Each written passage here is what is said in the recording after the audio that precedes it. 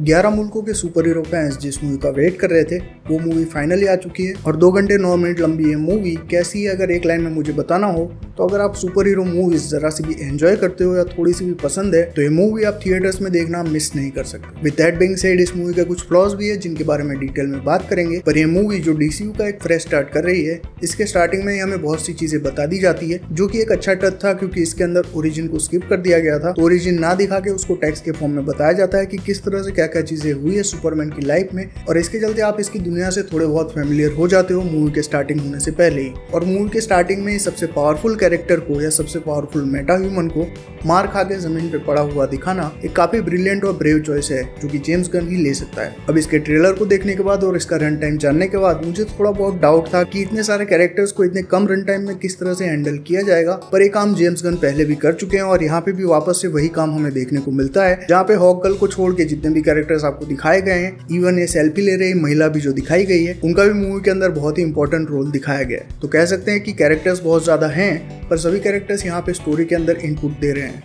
कोई भी ऐसा कैरेक्टर नहीं है जिसको यहाँ पे कैमियो की तरह यूज किया गया हो, एक्सेप्ट एक कैमियो हमें देखने को मिलता है मूवी के एंड में, पर वो मैं आपके लिए स्पॉइल नहीं करूंगा। इसके अलावा सुपरमैन जो कि होप का सिनोनिम है उसको इस मूवी के अंदर बहुत ही अच्छी तरीके से ट्रांसलेट किया गया है। जहाँ सुपरमैन एक एलियन होने के बावजूद भी इंसानों से भी ज्यादा ह्यूमन है, उस चीज को काफी अच्छी तरीके से यहाँ पे दिखाया गया है और उसी चीज को यहाँ पे मूवी की मेन थीम बनाया गया है जो कि काफी अच्छी चॉइस है। अब यहाँ पे मैं किसी और सुपरमैन के साथ कंपैरिजन नहीं करूंगा क्योंकि comparison is killer of Joy, और ये एक ऐसी मूवी है जिसको देखते हुए अगर आप सुपरमैन के हल्के फुल्के भी फैन हो तो आपके फेस पे एक कॉन्स्टेंट स्माइल रहेगी। और इस मूवी की जो विजुअल लैंग्वेज है वो भी काफी ब्राइट है जो कि एक कॉमिक बुक मूवी के साथ काफी अच्छे से मैच हो जाती है। और इस मूवी के अंदर बहुत से कैरेक्टर्स हमें देखने को मिलते हैं जो कि ज्यादातर लोगों को पता नहीं होंगे, जैसे कि मिस्टर टेरिफिक, मेटामॉर्फो। ये सारे कैरेक्टर्स ऐसे हैं जिनके बारे में वो लोग कम ही जानते हैं जो कॉमिक बुक या फिर एनिमेटेड सीरीज नहीं देखते, पर इस एक मूवी से वो कैरेक्टर्स भी यहाँ पे फैन फेवरेट बन जाते हैं। इतनी अच्छी तरीके से जेम्स गन ने इन सबको प्रेजेंट किया है। स्पेशली मिस्टर टेरिफिक का एक सीक्वेंस आता है जो कि वन टेक में दिखाया गया है, पर इसके बावजूद भी आपको कैरेक्टर इतना कूल लगेगा कि आप उसको और देखना चाहोगे। इतनी अच्छी तरीके से यहाँ पे प्रेजेंटेशन की गई है और म्यूजिक की चॉइस जो जेम्स गन की होती है वो यहाँ पे भी आपको प्लेजेंटली सरप्राइज करती है। जहाँ पे फाइट सीक्वेंस के बैकग्राउंड में कुछ कुछ जगह पे साउंड ट्रैक जो ऐड किए गए हैं वो उस पूरे सीक्वेंस को काफी अच्छे से कॉम्प्लीमेंट कर देते हैं। इसके अलावा लुइस लेन का जो कैरेक्टर है वो सुपरमैन के लिए कितना इंपॉर्टेंट है या सुपरमैन के कैरेक्टर ग्रोथ के लिए क्या मायने रखता है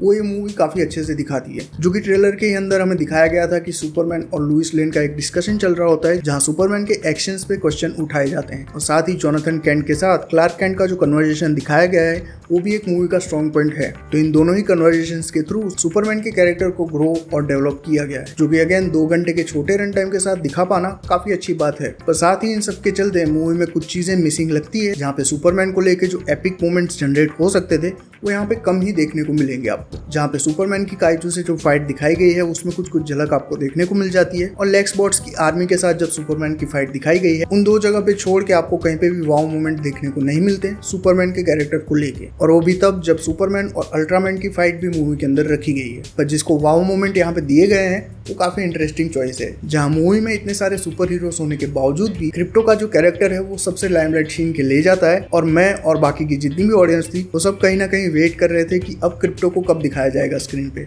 तो इतना अच्छी तरीके से उसको यूटिलाइज किया गया है और उसको उतने ही शाइनिंग मोमेंट्स यहाँ पे दिए गए हैं, और बहुत से मोमेंट्स ऐसे भी है जहाँ पे क्रिप्टो को लेके कॉमेडी जनरेट करने की कोशिश की गई है जो कि काफी सक्सेसफुल वे में आपको हंसाने में कामयाब रहती है। पर क्रिप्टो को सिर्फ कॉमेडी या ह्यूमर जनरेट करने के लिए नहीं रखा गया, उसका स्टोरी के अंदर भी एक इंपॉर्टेंट पार्ट है। तो कह सकते हैं कि जेम्स गन जितने भी मसाले लेके आए थे उन सबको मिला के उन्होंने खिचड़ी नहीं बल्कि एक तगड़ी बिरयानी परोसी है हम सुपर हीरो फैंस के लिए। इसके अलावा मूवी का सबसे बड़ा फ्लॉ निकल के आता है इसका फर्स्ट हाफ, जहाँ पे स्टोरी की पेसिंग आपको बहुत ही अनइवन फील होगी जो कि एकदम से आपको इसकी दुनिया में पहुंचा देती है और बहुत सी चीजों के बारे में आपको बताया भी नहीं जाता। वो सारी चीजें मूवी देखते देखते आप खुद ही अपने हिसाब से समझना शुरू करते हो, जो कि एक काफी अच्छी बात है। बट फर्स्ट हाफ में एज एन ऑडियंस आप थोड़ा बहुत स्ट्रगल करोगे, पर जब आधे पौने घंटे की मूवी खत्म हो जाती है और इंटरवल के पास से जो चीजें स्टार्ट होती है वो पूरी तरह से मूवी के अंदर आपको खींच लेती है और क्लाइमेक्स तक आपको अपने साथ जोड़े रखती है, और इसी के चलते ये मूवी आपको मिस नहीं करनी चाहिए। हाँ, मूवी के कुछ फ्लॉज हैं पर उन फ्लॉज को साइड में रख दिया जाए तो ये मूवी आप पूरी तरह से एंजॉय करते हो। और सबसे बड़ी बात, इस मूवी को देखने के बाद आपके फेस पे एक स्माइल बरकरार रहेगी जो कि काफी लंबे समय तक नहीं जाने वाली।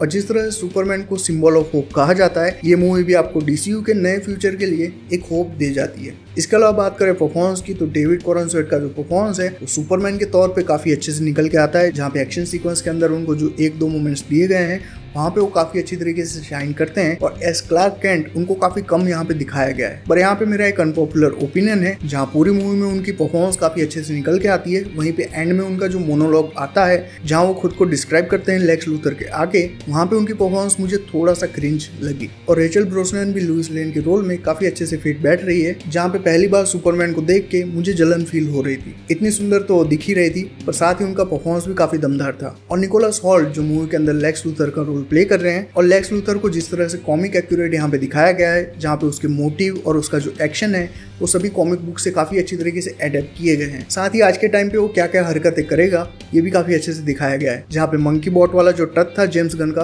वो काफी अच्छे से फिट बैठ रहा था आज के टाइम पे। और लिटरली आपको नफरत भी हो जाएगी इस कैरेक्टर से, इतनी अच्छी तरीके से निकोलस हॉल्ट ने इसको प्ले किया है। जहाँ एक मोमेंट ऐसा भी दिखाया गया है जहाँ पे सुपरमैन से उसकी जो हेट्रेड है वो इस कदर बढ़ जाती है, वो इंसानों के बारे में भी सोचना बंद कर देता है। तो इस कैरेक्टर के साथ इतनी सटल चीजें यहाँ पे ऐड होती हुई दिखती है, जो कि आज के टाइम पे इसको और भी ज्यादा रेलेवेंट बना देता है। जहाँ ग्रीन लैंटर्न के जितने भी पावर्स हो सकते थे उनको स्क्रीन के ऊपर काफी अच्छे से दिखाया गया है, साथ ही उनके कैरेक्टर को काफी अच्छे से एस्टेब्लिश भी कर दिया गया है। और ग्रीन लैंटर्न और मिस्टर टेरिफिक को और भी ज्यादा लोग देखना चाहेंगे इस मूवी को देखने के बाद। और इजाबेला मर्सर को काफी कम स्क्रीन टाइम यहाँ पे दिया गया होगा ऐसा आपको फील होगा, पर उनके कैरेक्टर को जो एक मोमेंट दिया गया है वो फ्यूचर के लिए आपको और भी ज्यादा एक्साइट कर सकता है। इसके अलावा सुपरमैन के पेरेंट्स को लेके यहाँ पे एक चीज ऐड की गई है जिसको यहाँ पे क्लैरिफिकेशन नहीं दिया गया। अब उस चीज को क्लैरिफाई ना करके जेम्स गन ने एक और मिस्ट्री हमारे सामने रख दी है, और हो सकता है कि फ्यूचर में एक नया टेक हमें इसके साथ भी देखने को मिले। तो ओवरऑल ये था मेरा ओपिनियन इस मूवी को देखने के बाद, जो कि डीसी के नए यूनिवर्स की एक शानदार शुरुआत बोल सकते हैं। और डेफिनेटली इस टाइप की मूवीज अगर आपका कप ऑफ टी है